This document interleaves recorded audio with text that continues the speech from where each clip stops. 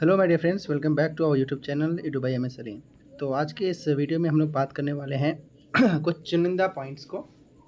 जैसे कि आप लोग स्लाइड्स में देख सकते हैं कि मेरिट इंडेक्स का जो कैलकुलेशन हुआ है शिफ्ट वाइज, उससे रिलेटेड।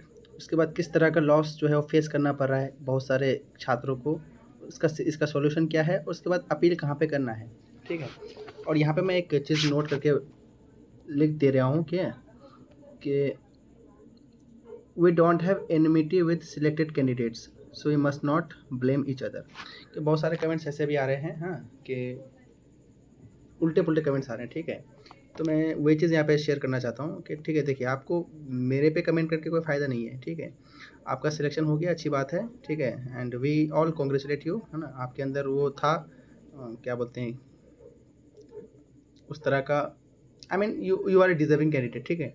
तो चलो हम उस पर चर्चा नहीं कर रहे हैं, हम बस इस बात पर चर्चा करने वाले हैं कि जो नाइंसाफ़ी की जा रही है आरआरबी द्वारा, ठीक है, वो गलत है। अब सिलेक्शन किसका भी हो, मेरा हो ना हो, उस वो डेट डजंट मैटर। ठीक है। आपका हो गया, अच्छी बात है। ठीक। अगर भी ऐसा लग रहा है कि ठीक है, अगर आपका हो जाए किसी भी तरह से, चाहे वो अनफेयर तरीके से हो या फेयर तरीके से हो, तो फिर आपके अंदर वो मोरल और एथिक्स की कमी होगी। ठीक। तो चलिए शुरू करते हैं। ये देखिए, सबको पता है कि मेरिट इंडेक्स शिफ्ट वाइज हुआ है और उसका प्रूफ भी है अटैच किया हुआ नेक्स्ट स्लाइड में। ठीक। यहाँ तक तो अभी तक कोई दिक्कत नहीं होगा किसी को, क्योंकि जो 2 जुलाई को रिज़ल्ट आया था उसमें भी साफ साफ दिख रहा था कि शिफ्ट वाइज हुआ है, और जो लेटेस्ट रिज़ल्ट आया उसमें भी दिख रहा है कि शिफ्ट वाइज हुआ है रिज़ल्ट।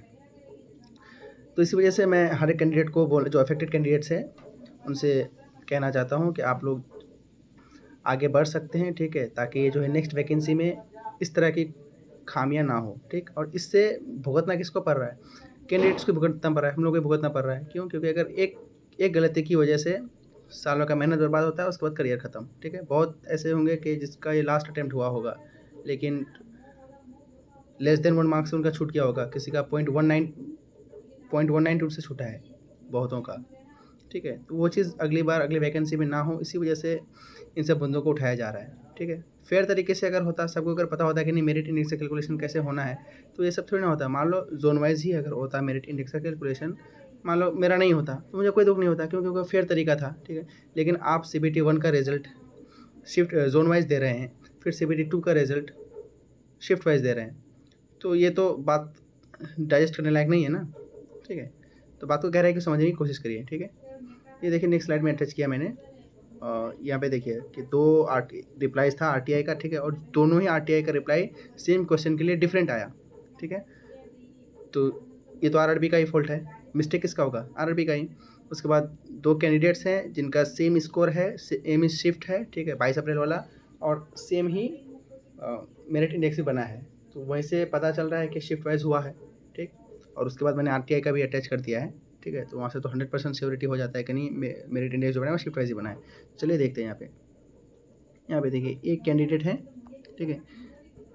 कोलकाता जोन से भरा है इन्होंने, और एक कैंडिडेट है रांची वाला। ठीक है। सेम शिफ्ट है, देख सकते हैं आप लोग, 22 अप्रैल वाला। ठीक। नंबर ऑफ़ क्वेश्चंस जो इग्नोर किए थे, इसमें भी 7 है, इसमें भी 7 है। ठीक है। नंबर दोनों का सेम ही आ रहा है, देखिए। ठीक है। तो और मेरिट इंडेक्स भी सेम आ रहा है, इसका मतलब ये हुआ कि शिफ्ट वाइज हुआ है। ठीक, नो डाउट। अब बात यहाँ पे आती है, अगर ये चीज़ कैलकुलेशन शिफ्ट वाइज ना होकर जोन वाइज अगर होता, तो क्या पता ये जो रांची वाला लड़का है इसका सिलेक्शन हो जाता। ये भी तो हो सकता है ना, क्योंकि इलेक्ट्रॉनिक्स में मान लो जो हाईएस्ट, जो टॉप रैंकर होगा, उसका स्कोर मान लो 100 है। ठीक है। तो मेरिट इंडेक्स अगर इसके जोन में ब्रांच वाइज अगर बनता, ब्रांच में जोन वाइज बनता, ठीक है, तो इसका सिलेक्शन हो जाता। ठीक है। ठीक उसी तरह से इसका भी हो सकता था, कोलकाता वाले का। ठीक है। लेकिन नहीं हुआ, क्यों? क्योंकि अगर आप ऐसे समझिए, हम लोगों को ऑप्शन क्या दिया जाता है कि आप किसी एक जोन को सिलेक्ट करिए। इसका मतलब ये हुआ कि हर चीज़ जोन वाइज ही होना है। आई बात समझ में? तो फिर रिजल्ट जब आप पब्लिश कर रहे हैं या फिर मेरिट इंडेक्स जब बना रहे हैं, तो फिर वो शिफ्ट वाइज क्यों? मान लो कहीं पे ECE का टॉप स्कोरर 120 वाला है और कहीं पे टॉप स्कोरर 90 वाला है, तो अगर आप शिफ्ट वाइज अगर मेरिट इंडेक्स बनाएंगे, तो किसी जोन का टॉपर जो इलेक्ट्रॉनिक्स बैकग्राउंड से आता है, उसका तो लिस्ट में नाम ही नहीं आएगा कॉमन पोस्ट के लिए भी। तो बात वही है, अगर आप हर चीज़ जोन वाइज ले रहे हैं, तो मेरिट इंडेक्स भी जोन वाइज कैलकुलेट करिए। सिंपल सा फंडा ये है। अगर रेलवे अगर ऐसा करती, जोन वाइज मेरिट इंडेक्स अगर बनाती तो जिसका भी सिलेक्शन नहीं होता, मान लो कि मेरा भी अगर नहीं होता तो कोई बात नहीं, हम लोग नेक्स्ट अटेम्प्ट के लिए तैयारी करते और ये भी लगता है कि हाँ चलो फेयर तरीके से हुआ है, नहीं हुआ है, हम लोग डिजर्विंग कैंडिडेट नहीं थे, साइड मारते हैं उसको, ठीक है। लेकिन जब एक रिजल्ट आप पब्लिश करते हैं जोन वाइज CBT1 और CBT2 आप पब्लिश करते हैं, सॉरी और शिफ्ट टू रिजल्ट CBT2 का करते हैं शिफ्ट वाइज, ये तो अनफेयर तरीका है पूरी तरह से, ठीक है। ये देखो RTI का रिप्लाई, ये लेटेस्ट वाला RTI का रिप्लाई है, आप लोग देख सकते हैं यहाँ पे अगर आपको क्लियरली विजिबल नहीं हो रहा है तो मैं थोड़ा जूम आउट कर दे रहा हूँ। ये देखिए यहाँ पे क्या लिखा हुआ है कि the empty bar that is the mean marks of top 0.1% और top 10 candidate which ever is larger of the candidates has been calculated paper wise यानी कि एग्जाम ग्रुप, यानी कि वो तो हो गया कि आपका ब्रांच वाइज, ठीक है। फॉर द शिफ्ट मतलब अब ये शिफ्ट वाइज, पेपर वाइज हुआ है और शिफ्ट वाइज हुआ है, यानी कि branch wise and shift wise. तो किस तरह से हुआ आपका, ब्रांच वाइज हो गया, ठीक है, एंड शिफ्ट वाइज हुआ, शिफ्ट वाइज है क्योंकि फॉर द शिफ्ट बोला है ना, ठीक है। ये हुआ आपका लेटेस्ट RTI का रिप्लाई, ठीक है, RRB जो दिया था, ठीक। अब नेक्स्ट स्लाइड में देखिए यहाँ पे ये वाला, इसको भी मैं थोड़ा जूम कर दे रहा हूँ, देखिए यहाँ पे।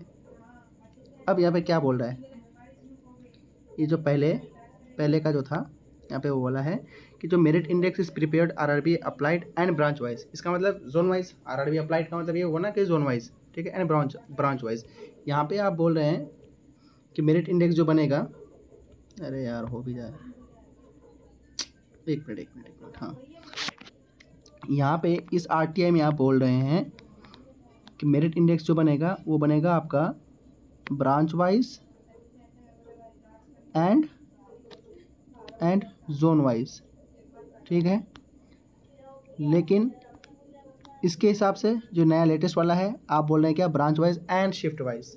तो शिफ्ट वाइज में मान लो 12 जन का एक साथ में हुआ है, लास्ट वाले शिफ्ट का जो लेटेस्ट शिफ्ट था, ठीक है, 12 जन का। अब 12 जन का अगर आप 12 जोन में अलग अलग ब्रांच का अलग अलग टॉप स्कोरर रहा होगा, ठीक है, लेकिन सबसे ज़्यादा यहाँ पे जो खामियाजा भुगतना पड़ रहा है वो इलेक्ट्रॉनिक्स वाले को है, ठीक, क्योंकि कहीं पे इसी का टॉपर 121-22 तक अगर है तो कहीं पे टॉपर 90 वाला है, तो उस 120 वाले की वजह से 90 वाले को मुआवजा देना पड़ रहा है, ठीक है, क्योंकि हमारे पास तो ऑप्शंस लिमिटेड है ना।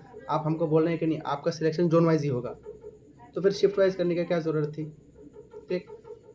तो ये सब पॉइंट समझने की ज़रूरत है, ठीक है। मुझे यहाँ पे नफरत नहीं है किसी से या किसी अदर ब्रांचेस से, ठीक है। अब सॉल्यूशन क्या होगा इसका, सॉल्यूशन ज़्यादा कुछ नहीं है।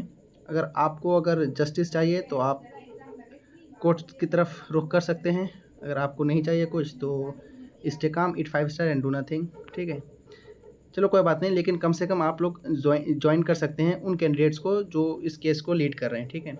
तो मैंने डिस्क्रिप्शन बॉक्स में टेलीग्राम लिंक दे दिया है, ठीक है, आप लोग वहाँ पे जाके कनेक्ट कर सकते हैं, ठीक है। जो भी अफेक्टेड कैंडिडेट्स हैं और जिनको भी लग रहा है कि नहीं उनके साथ गलत हुआ है, तो वो अपने डिफरेंट RRBs के लिए अलग अलग सेंट्रल एडमिनिस्ट्रेटिव ट्राइब्यूनल में कैट में वो लोग देख सकते हैं, अपील कर सकते हैं, ठीक है।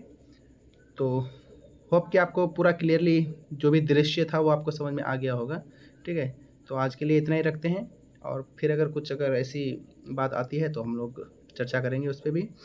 और कंटेंट अगर आपको अच्छा लगता है या फिर आपको इस तरह के कंटेंट और चाहिए तो आप कमेंट सेक्शन में बताइए, और अपना भी राय बताइए कमेंट्स में कि क्या ये भी सही जो चल रहा है वो करना चाहिए या नहीं, आपकी क्या राय है, ठीक है।